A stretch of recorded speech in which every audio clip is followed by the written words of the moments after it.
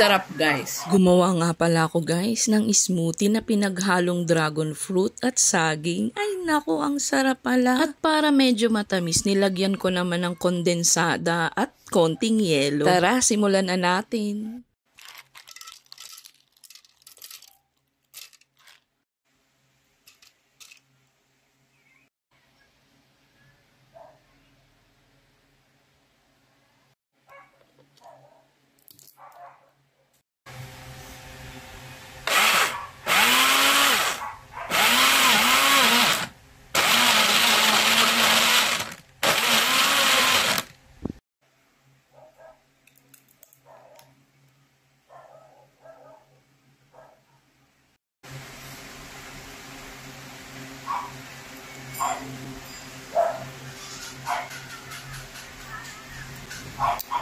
Sarap guys. Thank you for watching. Follow for more.